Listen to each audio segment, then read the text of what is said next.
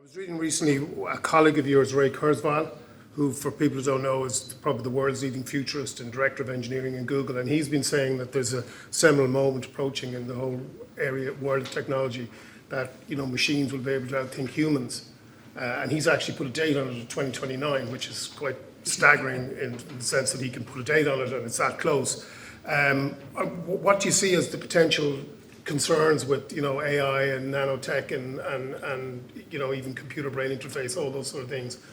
Yeah, I think it's really early days. If you listen to Sundar Pichai, who's our CEO, he's actually very optimistic about machine learning and AI because of the human element in it, right?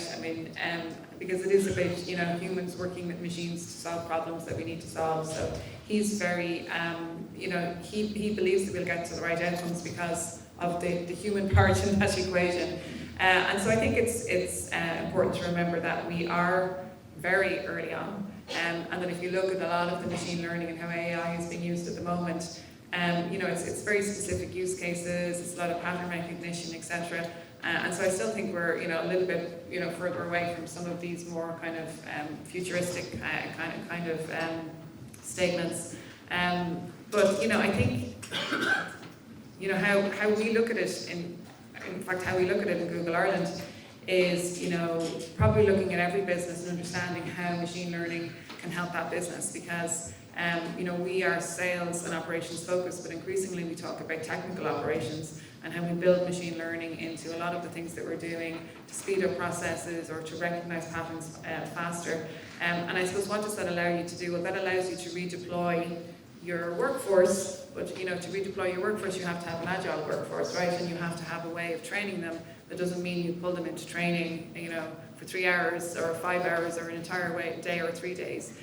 So I think the way to think about it is to be opportunistic about how machine learning can help make you more efficient in whatever business you're in, but then to think about, if that's the case, and if we were able to kind of scrape away a lot of the low value work that we're doing, that your workforce is potentially doing, well then how do you redeploy them?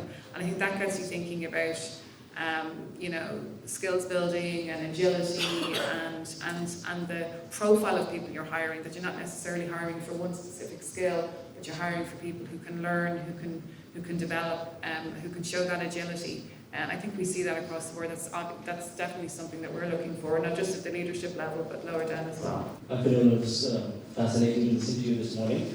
I have a question around what is your view on the key skills for the next decade in the era of AI and automation?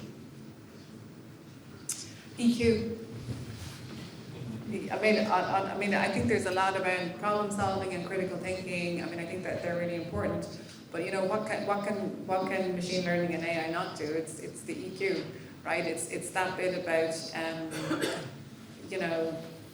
what are you bringing into a room? What kind of they have the saying, the leader brings the weather with them, right? Are you bringing stress into a room? Are you bringing positivity into a room? How are you reading the room? How are you reading others? How are you collaborating with others? EQ goes so far, even in terms of sales. You can have all the algorithms you want. We have all of them, right? You still have to make a connection with the person in the meeting or at the other end of the phone, understand their business. And a huge amount of that is EQ. And when we're dealing with our graduates coming in, and of course they have to understand the technical aspects of the ads product, and they have to understand how machine learning powers our automation and all of that sort of stuff. But if that's all they go in with, they're not going to make the sale. They have to connect with that CEO or with that CMO, understand their business objectives, understand their consumers, and a huge amount of that is EQ. And so I think that is going to be the bit that is left, and that's where we all need to think about where we can, where we're adding value. So I think that's just, and within that, you can break that down in terms of the various aspects of it. For me, it would be that emotional intelligence.